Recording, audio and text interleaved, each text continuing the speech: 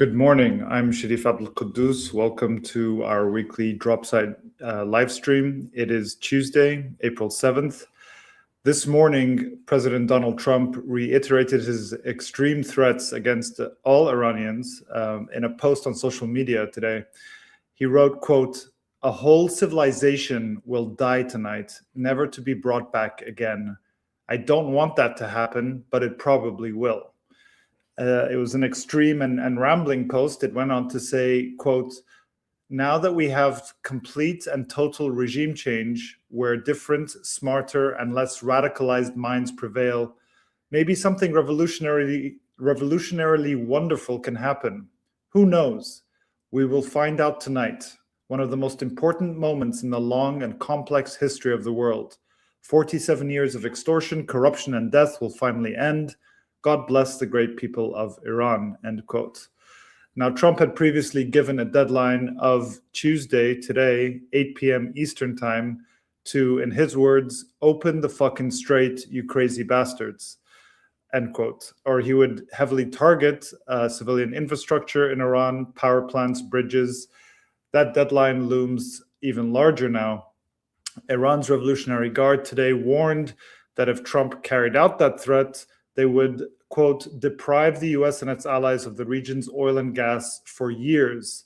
And they went on to say, "We have exercised great restraint and had considerations in choosing retaliatory targets, but from now on, all these considerations have been removed." Last-ditch diplomatic efforts are underway to avert a further escalation of the war.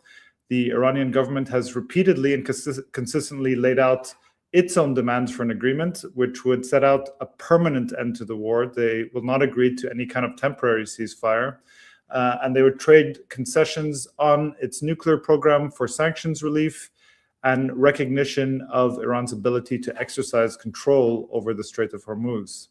But a deal does not appear to be anywhere in sight. As we speak, US and Israeli airstrikes are pounding targets across Iran. At least 17 civilian areas have been bombed across the country alone today, according to the Iranian Red Crescent, including many neighborhoods in the capital. At least 18 people were killed, including 2 children, in an attack on residential areas in Alborz province. A synagogue was destroyed in a US-Israeli airstrike in Tehran. Multiple railway bridges have been blown up across the country. This came after the Israeli military issued a warning telling Iranians to avoid using trains until 9 p.m. local time today. And there's also been reports of explosions on Kharg Island, which is Iran's primary oil export terminal in the Persian Gulf. And all of this is happening before Trump's threats to escalate even further with him saying a whole civilization will die tonight. So a little later in the program, we're also going to go to Beirut. We're going to speak with Dropside contributor Lylla Younes about Israel's ongoing invasion and bombardment of Lebanon. But first, I'm joined by my colleague Murtaza Hussain, who's been closely following and reporting on what's happening in Iran. Maz, can you just explain what this latest threat this morning came from President Trump? I mean, if that's possible to explain. But what is at stake now, and what do we expect to happen? Yeah, so Trump's post comes in anticipation of a deadline he'd set for Tuesday, 8 p.m. Eastern, to start, very widespread attacks in Iran on specifically civilian infrastructure. And you mentioned some of those attacks on bridges that have already taken place today, even before the deadline. So that seems to be a implication of the broader campaign that may be waged by the U.S. and Israel later tonight if that deadline passes. And likewise, there have already been attacks on petrochemical facilities and steel plants and other major core nodes of the Iranian economy.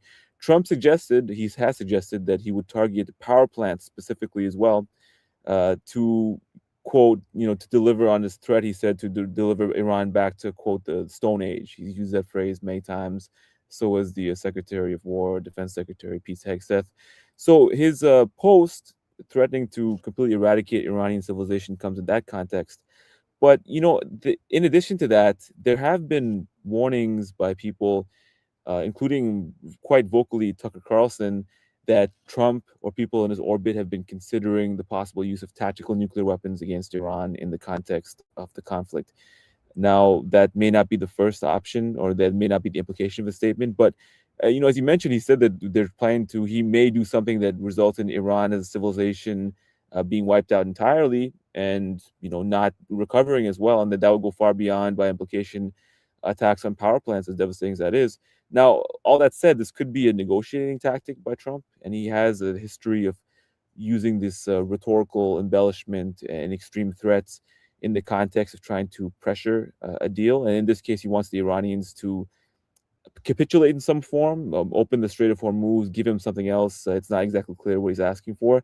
So that may be the case as well. But also at the same time, it seems in many cases Trump is actually delivering on his threats. He's issuing threats to attack Iran, which he's delivered on twice now, and other escalations, including attacks on bridges and other infrastructure that have already taken place. So I think that his threat is very serious, and the sweeping nature of it and the frankly genocidal implications are something that should be taken very seriously. And what do you think about these last-ditch diplomatic efforts to try and secure a deal? We saw a 15-point proposal being put forward. Just the other day, we saw another proposal for a temporary 45-day ceasefire. Can you lay out what these different proposals are, what Iran is saying, and the likelihood of any kind of deal being reached? So there's currently a diplomatic process being mediated by Pakistan, the Pakistani government or military government, to ostensibly find a last-minute negotiated solution that would avert a war and avert this 8 p.m. deadline that Trump has sent. The issue is that from the Iranian side, they've made repeatedly clear, and we reported this yesterday as well too, that they will not accept any temporary ceasefire in the war. And the reason for that is that their belief is that if they were to accept a temporary ceasefire, it would merely be used as an opportunity for Israel and the United States to reposition forces and rearm to hit Iran even harder. In Iran's view, as much damage as they're taking right now, they have the initiative in a sense because they're firing missiles still after over a month of fighting. Israeli and GCC and U.S. Missile defenses seem to be drained or draining from these missile attacks. More impacts are happening on Israel on a day-to-day basis. And their view is that as painful as it is now, it would be worse if they stop fighting and then were attacked again in a month or 6 months or a year or what have you. So they will not stop, except they will not agree to a ceasefire unless it's a permanent end to the war with guarantees not to renew attacks on Iran. Now, it's not clear that the Trump administration is willing to grant that request. And likewise, there's the issue of the Strait of Hormuz, because if the Iranians were to open it up, merely in exchange for a temporary ceasefire, they would have given up their strongest point of leverage to protect themselves against future attacks. So all these sort of factors are militating against being able to find a negotiated solution on such a tight time frame. And I mentioned the Pakistani government is mediating this. There have been mixed signals from these talks indicating that leaks, journalists and so forth, indicating that they're going very well, or they may be on the cusp of something, or even suggesting by some reports that the U.S. has made concessions or changed its position somehow. I wouldn't take any of those leaks at face value at all, because the Pakistani government has own motivations for potentially framing the talks more optimistically than they may be. And they may be going well, we don't know, but they certainly have no interest in that. And likewise, Pakistan also is very implicated in the course of this conflict because it has a defense treaty with Saudi Arabia. Saudi Arabia has been attacked by Iran, U.S. military bases, but also petrochemical facilities in retaliation for Israeli attacks on Iran. So, Pakistan will be forced to potentially join the war in some capacity, potentially, or take other steps it doesn't really want to do vis-a-vis Iran. So these things are all playing out in the background. And, I think that, unfortunately, while it's not impossible, it'd be very difficult to see the incredible gaps between the two sides being bridged in such a short time frame, unless one of them makes an extraordinary commitment to end the war, to limit the economic fallout on the U.S. side or stop the attacks on the Iranian side. So that's kind of the state of play right now. The negotiations are still going on and mediation is still happening, but with diminishing time left to find an off-ramp. Well, Murtaza, we're joined also right now by Sina Azodi, the assistant professor of Middle East politics at the Elliott School of International Affairs at George Washington University and program director for MA in Middle East Studies Thank you for joining us this morning. We were just discussing, and I'm sure you saw the additional threat from President Trump this morning about the 8 p.m. deadline tonight for Iran to what he said is open the strait. He said a whole civilization will die tonight, never to be brought back again. I don't want that to happen, but it probably will. How would you assess the situation right now? What's happening on the ground, and what are the prospects for this escalation being avoided? I think you're muted, or oh no, now okay. Try again.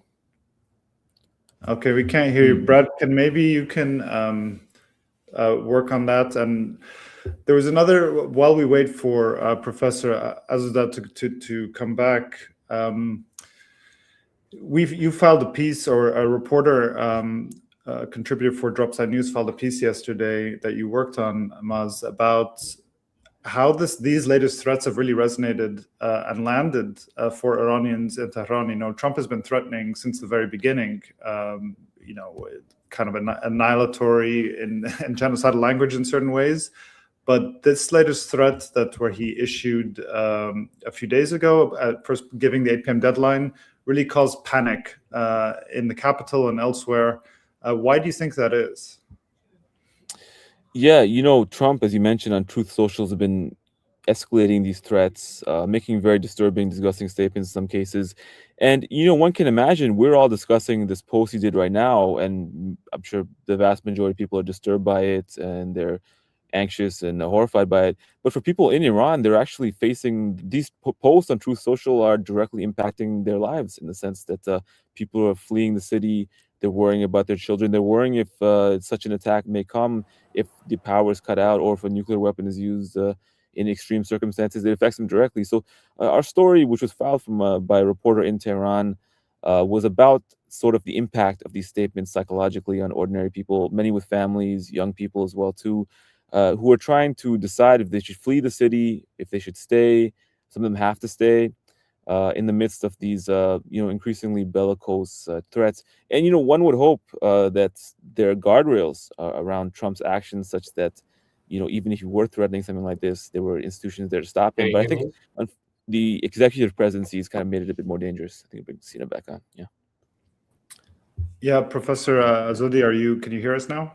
Yes, I can hear you, and I'm sorry for the technical problem. I think it was the browser I was using. Oh, no problem. Go ahead, give us your analysis of what's happening and the prospects for the coming days. Well, I was just listening to Murtaza, and I hear the same thing. A lot of people are seriously afraid. I know someone personally who had contacted their loved ones, and they had said goodbyes in case something happens to them, which, again, it's a terrifying situation to be in. I'm in Washington. I cannot have a good sense of what the people are going through. I can listen to them, I can hear them, but I cannot feel what they're going through. But I know that a lot of people are afraid. Now, with this president, whether he's threatening to end the civilization in Iran that has been there for thousands of years, I don't know how he's going to do that. But my sense was that after I saw that tweet or Truth Social post, I was rather, it gave me some more comfort rather than this is a bluff. I hope that I'm right. I hope that he does not decide to escalate, because already there's so much destruction to Iran's civilian infrastructure, bridges, universities. A synagogue was attacked this morning in Tehran. So I really don't know what else he's going to do. Iran has already been under heavy bombardment for 40 days. I don't know where this is headed. With this president, anything can happen. At 7:50 p.m., he can do another post and say Iran backed down, great news, and the war is over. And at 8:01, he can do something completely irrational. Yeah, and Sina, how is the Iranian government approaching the negotiations right now, or what negotiations may be taking place, the mediation, and interpreting Trump's statements? I saw some uh, posts online, reports quoting Iranian officials anonymously that they would cut off Mhm. contacts in retaliation for these threats against Iran by Trump.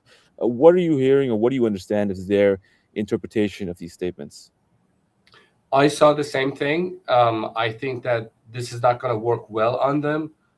It's not something that would coerce Iranians to put their hands up and say, "Uncle." And this is exactly what Donald Trump wants, and he has said it. But I don't think that Iranians would, under these circumstances, agree to a deal because it would make them look weak and desperate for a deal. And this is what Trump wants to do. What Trump really likes to do is to humiliate others and then force them to sign a deal.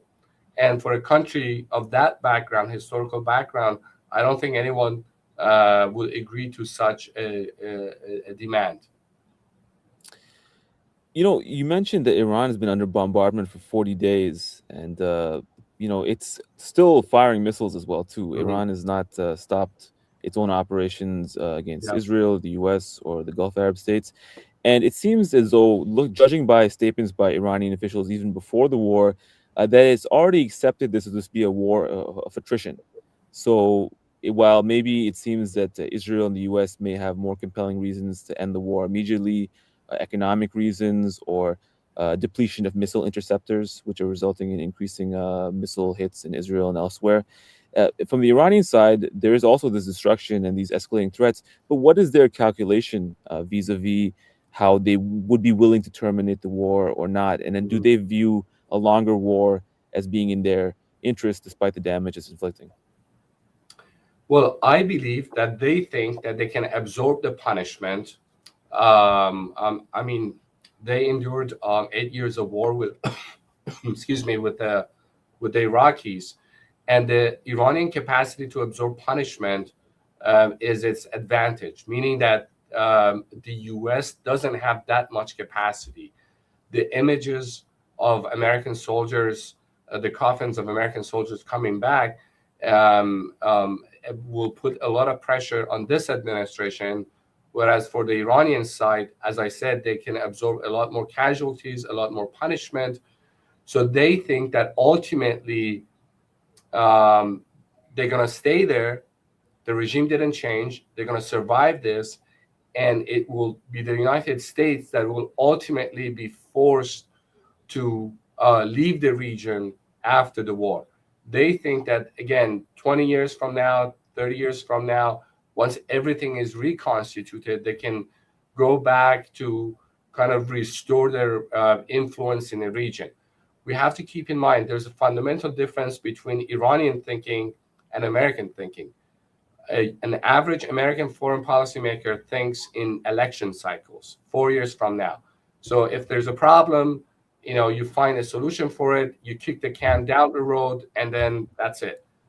Iranians don't think like that. They don't think in terms of election cycles.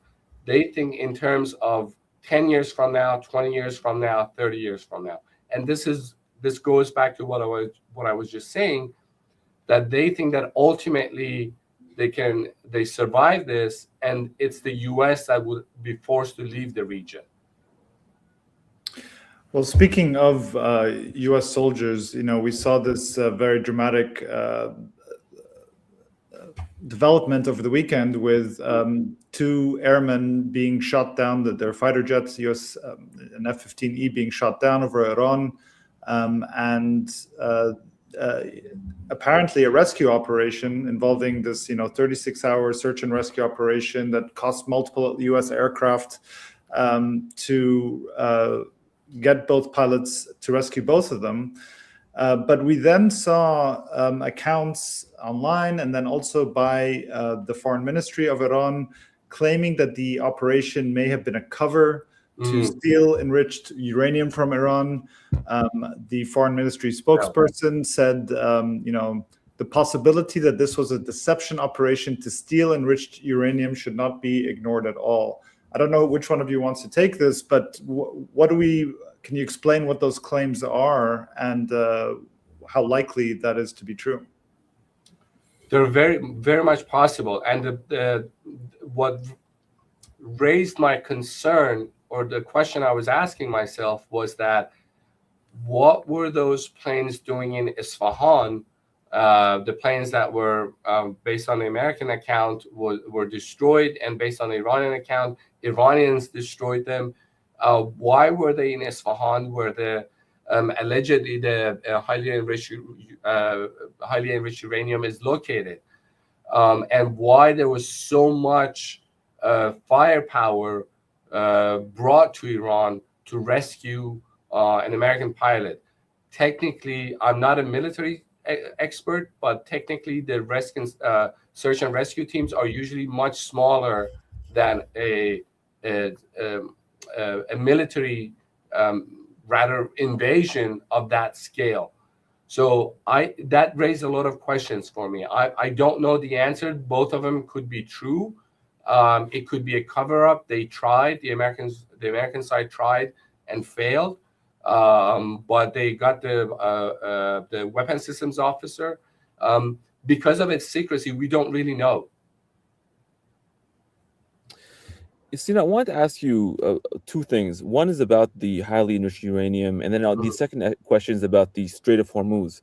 Because it seems like in the termination of this conflict, if it does terminate anytime in the foreseeable future, these two issues will be at the core for determining how the war ends, how it's perceived in Iran to have ended, and so forth. What is the significance of that highly enriched uranium to the Iranian government now? And what is the significance of the final status of the Strait of Hormuz in terms of who controls it or who has rights to charge fees and so forth? And how does that all pertain to how they may or may not choose to end the conflict?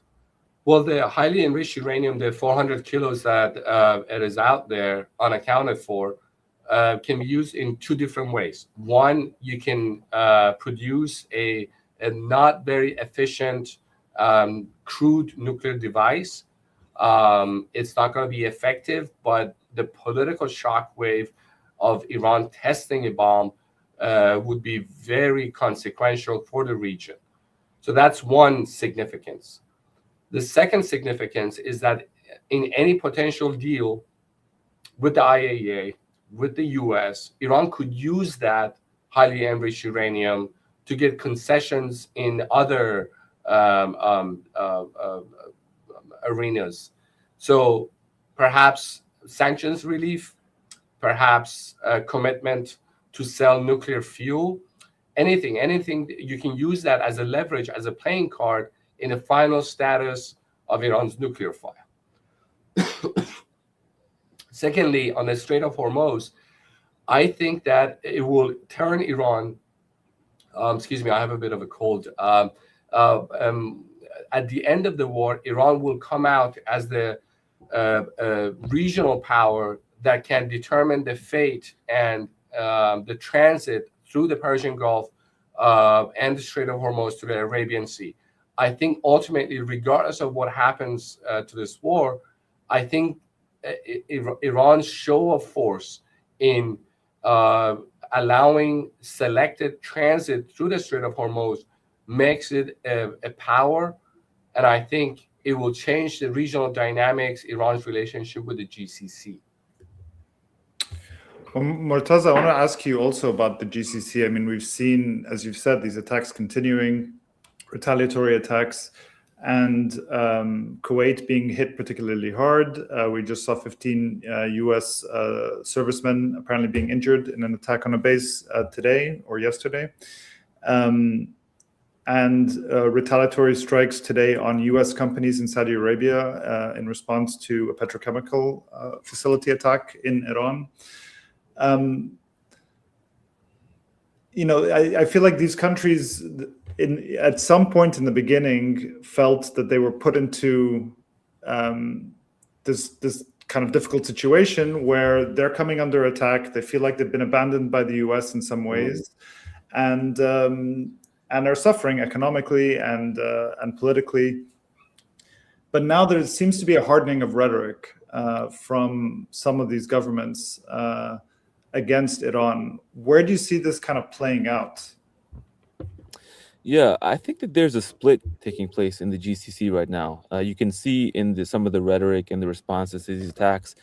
On one hand, there is Qatar and Oman to a greater degree, who seem to be taking a more diplomatic or conciliatory approach towards Iran, especially Oman in this case. On the other hand, there's UAE, Bahrain, Kuwait, and to a degree Saudi Arabia, who have to various degrees been vocal, expressing their anger over these attacks. I think UAE and Bahrain in particular, and UAE has been calling for basically regime change in Iran, and as a result. So I think that to Sina's point, there's going to be a change in relationship between Iran and the GCC states, but I think we're at the very early stages of knowing what the change will be, and it may not be universal for all of them. Because I think for some of these countries, these attacks and the possibility of Iran having this determinative control over the strait, along with Oman, who they seem to be partnering with in that regards, it would have a potentially huge impact on their political future and economic future. They'd have to reorient themselves from being U.S. Clients or U.S. Partners, or however you want to put it, to being basically Iranian clients. Iran would be the de facto power there. And before we finish, I want to ask Sina, one last question. We're now in this phase where we may be on the cusp of this major escalation. How do you see the Iranian calculation in responding to Trump? If he does escalate in the point of maybe attacking Iranian energy facilities or more bridges and more transport facilities and so forth, what may their attack response be, and how would that response, what cost would it be trying to inflict on Trump to deter him or to reestablish a balance of returns? Well, I think given that the Iranians cannot attack the U.S. mainland, they're going to start attacking U.S. interests in the region. They will try to cause let's say if the U.S. attacks Iran's power plants, they're going to start attacking power plants in the region, cause a regional blackout. There was an Iranian account that I saw that if Iran goes dark, the entire region is going to face a regional blackout. I think this is how they're going to respond, and I think they've been preparing for this for a while. And I don't think they will back down. They believe that it's a fight for their survival, and their very existence is at hand. They have to fight for it, and this is why they will not, in my opinion, they will not back down. Well, Professor Sina Azodi, thank you very much for joining us. Professor Sina Azodi is Assistant Professor of Middle East Politics at the Elliott School of International Affairs at George Washington University. And of course, we're going to continue to cover Iran and see what happens tonight with this deadline of 8 p.m. Thank you for having me.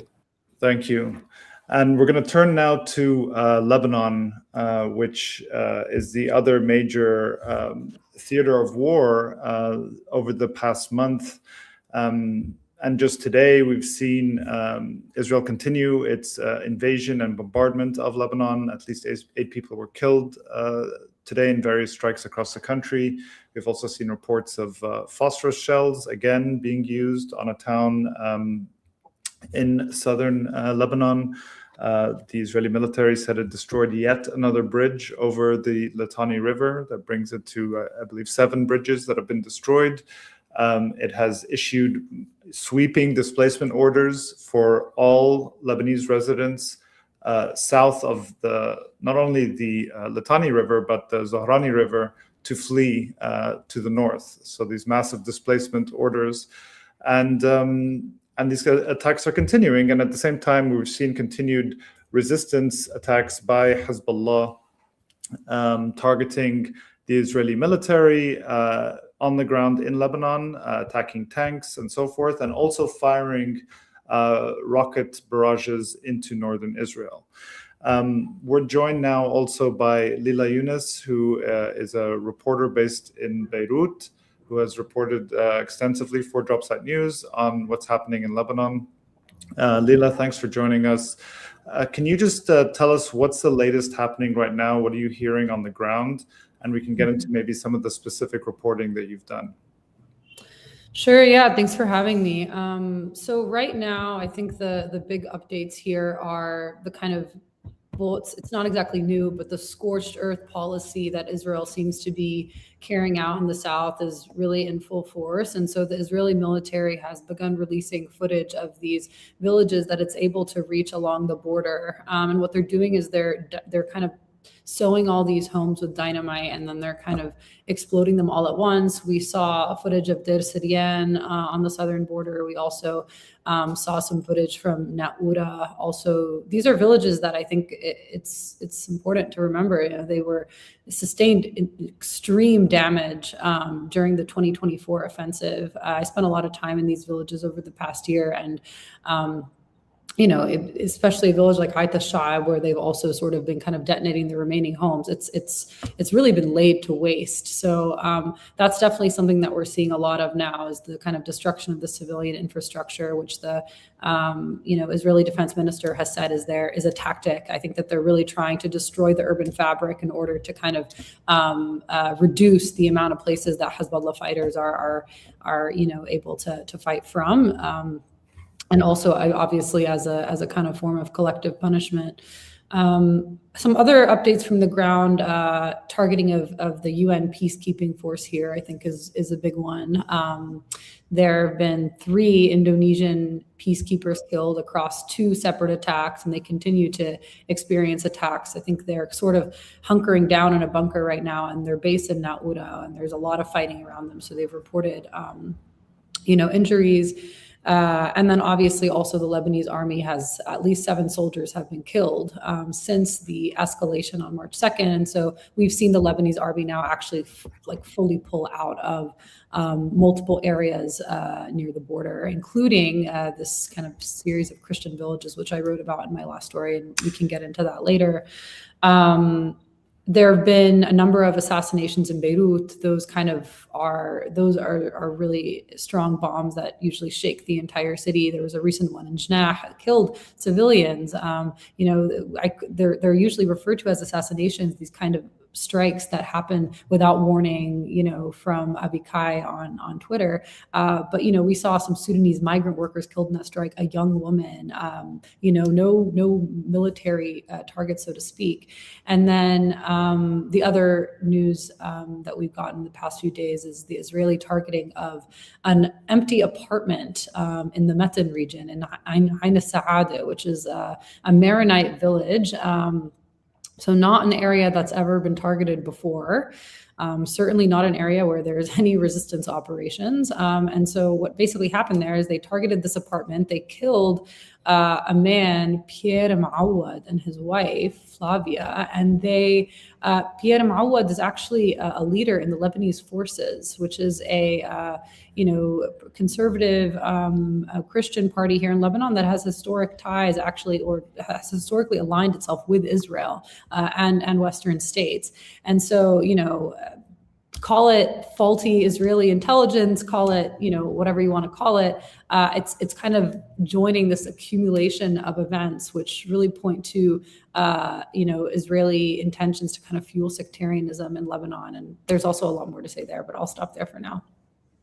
Well, and mentioning, as you said earlier, about the Scorched Earth campaign we're seeing these videos which are very reminiscent of Gaza, where Israeli military will lay out dynamite and completely demolish an entire village and broadcast it and brag about it, showing that this demolition is happening. And, Israeli Defense Minister Israel Katz has promised this. He said, we're going to make parts of southern Lebanon, and then he compared it to Rafah in southern Gaza, which has been completely razed. He compared it to Beit Hanun in northern Gaza, which also has been completely razed. And so that seems to be playing out.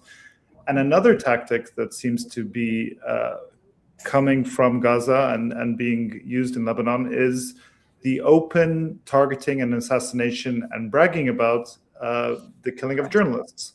And we saw a very, very prominent journalist be assassinated just last week, Ali Shoaib, and a colleague of his, Fatima Ftouni, as well as her brother, who is a photographer as well, in what seemed to be multiple hits on their car. Can you explain just the significance of who these reporters were operating in southern Lebanon and the impact on the journalist community of their assassination?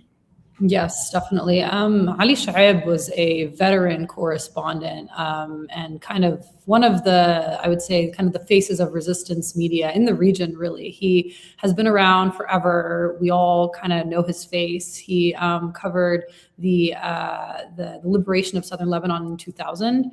He covered the prisoner exchange of 2004. He covered the Israeli aggression of 2006. And then we obviously saw him on the ground in the previous war and this one. There's some footage that's been circulating a lot lately of him kind of standing in front of some IDF soldiers in southern Lebanon in 2024. Remember, I think a lot of people in the South, they thought that when they were going back to their villages at the end of the last war during the ceasefire in November 2024, they were kind of maybe imagining that they were going back to a liberated land as they did in 2000. But in fact, there were Israeli soldiers still occupying that land. And so he kind of really kind of pushed ahead of the people and was reporting on those conditions and stood in front of an Israeli soldier and is telling him, get away, get off. You're not, this is not, you can't be here. This is our land. So he was a fearless reporter. He really was someone who I think gave people a lot of hope, because remember, majority of more than half of Southerners, they're not home right now. They've fled. 1.2 million people displaced. And so to see these reporters on the ground in the South, it really gives people kind of a sense of like a promise of return, a sense that they'll be able to go back someday.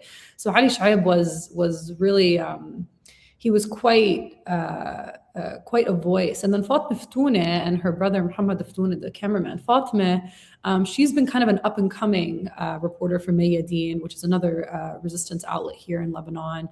She's really been on the front line since the beginning of the war. She's young. She hasn't been on the scene for a very long time, but she's someone who everyone has begun to recognize, especially after earlier in this war and in early March, when 7 members of her family were killed in an Israeli strike. She actually went and reported.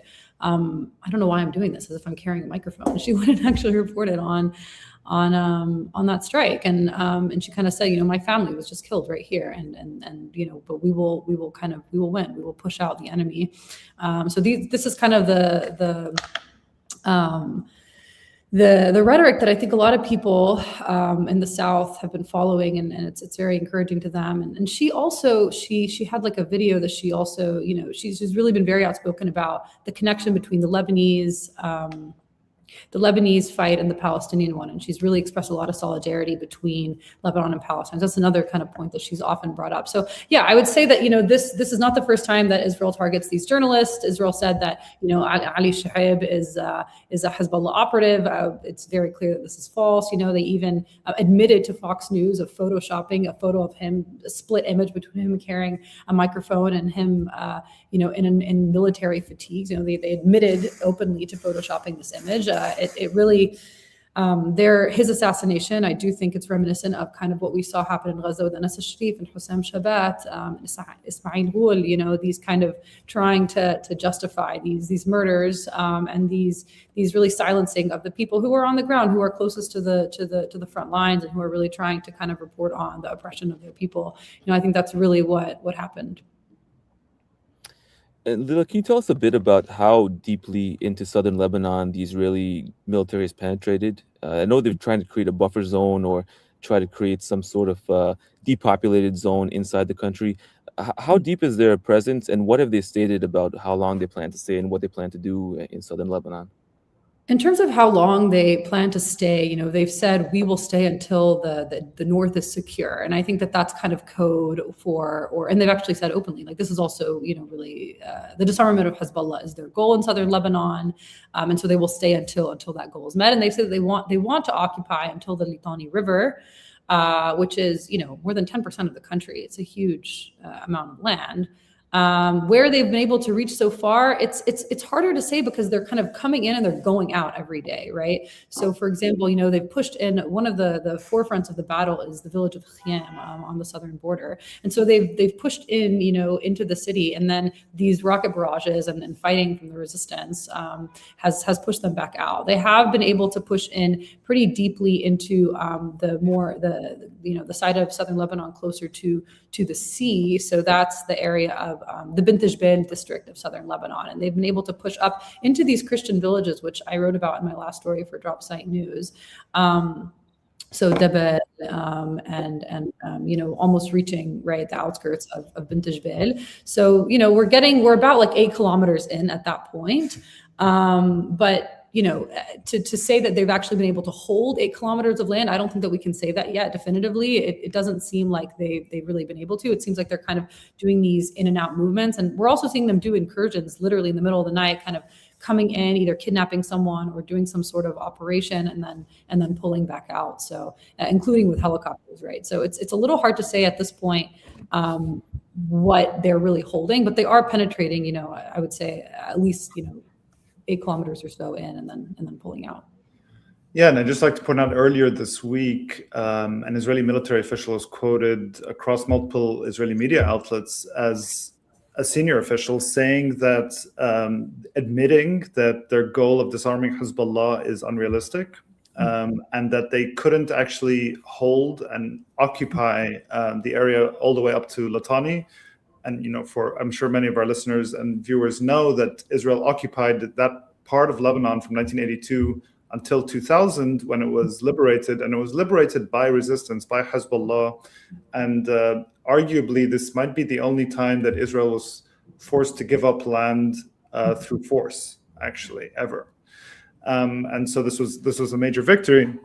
But the senior military official then went on to say that the plan is to occupy, or what they call create a buffer zone, a few kilometers in along the border, but then to kind of control, and that I guess that'll mean forever war in this area up to Litani. But Lylla, also wanted to ask you about some of your reporting about these areas, and especially this cluster of Christian villages in the south that you reported on, where both we saw the Lebanese army withdraw from and the Israeli military attack. So can you talk about just a little bit of what's happening there, and why these Christian villages are supposedly being spared, but especially Debel, it's like under siege right now with no supplies and no way of getting food. Right. So, another way that the U.S. kind of Israeli alliance has been fueling the sectarianism in Lebanon and kind of trying to, push the Lebanese state to disarm Hezbollah, something that the Lebanese state obviously doesn't have the capacity to do, and we can talk about that as well. But the U.S. ambassador to Lebanon, Michel Issa, said in an interview, he said, we've asked the Lebanese army to spare the Christian villages and to remain in the Christian villages, and I think that there was a sense of safety among the residents of those villages that, hey, listen, there's no resistance activities out of our land. And so, if we stay put, and there are certain guarantees from the Americans that we're going to be spared, that we'll be able to stay here, that we'll be safe. Obviously, what happened was not that. So the Lebanese army, basically said that we're going to be withdrawing from this area. They cited being surrounded in certain having their supply lines cut off, being surrounded by the Israelis, persistent attacks. There have been, like I said earlier, 7 Lebanese armed forces members killed since March 2nd. And so citing all of this, they said, we're pulling out, we're pulling north. Our members, our soldiers who are from these villages are allowed to stay, but they have to wear civilian clothing and they cannot carry arms, essentially. They cannot really defend the villages. Well, I also want to be clear that it wasn't as if the Lebanese army was fighting the Israeli soldiers or was putting up any kind of resistance, but village residents that you spoke with basically said, but they provided some kind of layer of well-being, just having them there. There was someone that they could appeal to if something happened. So their presence did matter to these people. Well, also they were accompanying these convoys, these aid convoys that were coming into these villages. I think that's really important because now, it's going to be a lot harder to get aid convoys to come. Now, the only aid that's coming to them, right, because as you said, they're besieged, they're cut off.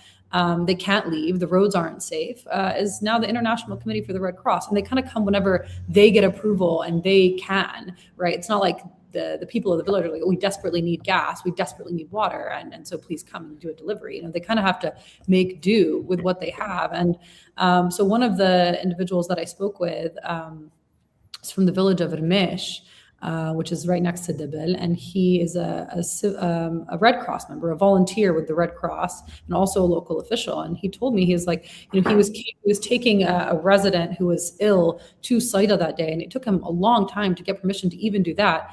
2 days earlier, someone had a heart attack and wasn't able to get any medical care. He was a young 40-something-year-old father. He died in the village, unable to get to a hospital. We also saw in the same village a woman lose her child because a pregnant woman lose her child, went into labor and wasn't able to get help. And so, that's the reality in these villages, because they don't, and the other thing that we wrote about in that story was because Ermesh is a bigger village and Debil is smaller, people were kind of making this trip to Ermesh to get supplies whenever they needed them, emergency supplies. On one of the last trips, that was taken, a father and son coming back through that path from Ermesh were gunned down by the Israelis. And now even that road is cut off. So the people of this village, they, we're talking about thousands and thousands of people at Ermesh. I think it's about 6,000 people there, right? Debil, and they were getting calls from the Israeli military at home, on their cell phones, telling them, you have to expel any quote unquote displaced people, which was the other side of the south. So this is in the southeast. There's the chain of villages actually near Khiyam. So Marja Ayoun, Kaukaba, Lylla. So these villages, they got calls several weeks ago from the Israelis telling them, all displaced people in your village, anyone who's not from your village has to leave. And again, back to what we were saying with the Scorched Earth campaign from 2024, people from Khiyam, many of them lost their homes. So some of them were living displaced. These are families, civilians living displaced in these Christian villages. They basically have to pack their bags. Mainly Shia Lebanese. Right. I should mention. This is basically like a thinly veiled reference to expel Shia residents from this Christian village. Shia displaced residents are seeking refuge. Yeah. The resistance activity is all out of these Shia villages. Of course, Hezbollah is a Shia force, and so they actually did expel their residents. And then just last week, right, another series of calls to the Sunni villages, Shib'a and Kafar Shuba, telling them, we're watching you. One of these calls, the Israelis actually asked the local official they called to record the call and basically circle it. We're watching you. Don't let anyone into your village that isn't from there. If you do, we will target you. These villages, again, are already being targeted, right? We're seeing there was just a night incursion by the Israelis, and they kidnapped a young man from a farming family in Shib'a. And so, these areas where people are living, these non-Shia communities, technically they've been allowed to stay, right? But there's immense pressure on them from the Israelis. And Lylla, you mentioned that these Israeli policies are deliberately aimed at fomenting sectarian differences inside Lebanon, and most recently this specific explicit targeting of Shia displaced people in the south. What other ways do you see that the Israelis are trying to play on these sectarian divisions or exacerbate them to achieve their own objectives? Obviously, during the civil war, they did that tremendously, and in Lebanese history. What's taking place right now, and how effective or ineffective are those attempts? Right. So, one of the ways that they're doing it is they're kind of threatening the Lebanese state, and they're saying, we're going to target the state if you don't disarm Hezbollah. They're basically trying to push the army to disarm Hezbollah. Remember, Lebanon is, first of all, a very poor state, a state whose army is funded by the United States military, actually, by the United States government, and a state, a deeply divided one, right? So they're kind of making these claims. The head of the Lebanese army, Commander Haikal, said after the first round of these threats from the Israelis, he said, our goal is Lebanese unity. That's kind of what that's what our policy is, and that obviously was at the great consternation of the Israelis and also certain parties within Lebanon that, again, like the Lebanese forces that have kind of historically been more pro-Western, pro-Israeli. Their kind of main policy line is the disarmament of Hezbollah, and so pushing the Lebanese states, threatening to target civilian infrastructure, and even now, the Israeli military said, I think it was either yesterday or the day before yesterday, they said one of our major new kind of demands in Lebanon is the dismissal of Rudolf Heikel from the Lebanese army. They want a hawk. They want someone who's not going to push for unity, who is going to fan those flames of sectarianism, who is going to say, yes, we will pursue Hezbollah. And we know what that means in Lebanon. That looks like civil war. We've been there before, and it's the great trauma of the Lebanese people. And so, the fact that they're pushing for this for kind of a more hawkish army chief, I think is quite telling. And we saw at the very beginning of this a month ago that the prime minister, for the first time, banning outright the military activities of Hezbollah. Obviously, not something that he could ever enforce, but it did indicate these tensions and pressures growing in Lebanon. Just before we let you go, Lylla, I just wanted to ask you about one more thing. You reported on the concentrated attacks on healthcare workers, on medical facilities in Lebanon. This is also something that we saw much of in Gaza and before in Lebanon as well. But this time appears to be very kind of severe, with also the Israeli military openly saying that they're going to target ambulances and announcing that, and then going ahead and doing it. Can you talk about?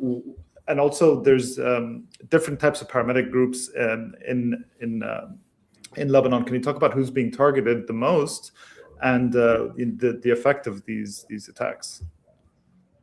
The Islamic Health Authority, which is affiliated with Hezbollah, has been targeted the most. Now, of course, Hezbollah is multiple things. Or Hezbollah is a party, is a big part of the Lebanese government. It provides civilian services to the state, especially after the occupation and after 2006. Right, Hezbollah became kind of the main group providing civil services, healthcare, education, right, like these sorts of amenities to people. And so the Islamic Health Authority, while it does, obviously have this affiliation, it is a civilian group. It is a civilian institution. And so its targeting is completely against international law. The Islamic Health Authority, as I said, has been targeted the most. During the last round of fighting in 2024, over 130 medical personnel were killed by Israel in southern Lebanon, and the majority of them were from the Islamic Health Authority. Since March 2nd, I think the number is about 57 now, I saw this morning, have been killed. And it's been relentless. Almost every day we hear about the targeting of, medical personnel in an ambulance, rushing to a scene, or at one of their medical centers being targeted, or even, the really tragic story from last week, this very young paramedic who was with a local civil defense. He wasn't with the IHA. Joud Sleiman, who's 16 years old, and Ali Jaber, 19 years old. They're on a clearly, a motorcycle clearly marked as medics. They're wearing their uniforms and they're going to deliver aid, and they were struck and killed. So this is just one of so many stories that we're seeing, like I said, nearly daily. And I think it's also, the last thing that I'll know is just, it's important to remember that in my story for Dropside, we interviewed Amnesty International, and they did a report on the last round of targeting of medical workers in Lebanon. They found no evidence that any of these vehicles or medical infrastructure were being used for military purposes. And they said, even if, right, they found no evidence of this happening, even if one ambulance is used by Hezbollah, that doesn't mean that you can just target all ambulances. That's completely illegal under international law. You have to actually prove that a single ambulance in a single day and a single event and a single right was actually was a military target, and they've never been able to prove that. They just create these kind of blanket statements in order to justify and manufacture consent for this kind of mass slaughter, and that's ongoing here, and it's what we saw in Gaza, and it's happening here now too. And in fact, the Lebanese army accused the Israeli military of using an ambulance as cover during a raid into Lebanon when they were trying to recover the remains of supposedly of an Israeli soldier that had been there for decades. But Lylla, Younes, thank you so much for joining us, and thank you for all your work. And we'll look forward to more of your reporting at Dropsite. Lylla Younes is an investigative journalist based in Beirut. That does it for this live stream. We're here Tuesday mornings. If you want to support our work, you can subscribe at dropsidenews.com. You can also make a 501c3 tax-deductible donation to our work by going to dropsidenews.com and clicking on Ways to Give. We also are now live on WhatsApp. You can get our latest reporting, podcast, breaking news delivered directly there. Just go to our website to be able to sign up. And that's it. On behalf of everyone at Dropside, thanks for joining us. I'm Sharif Abdel Kouddous.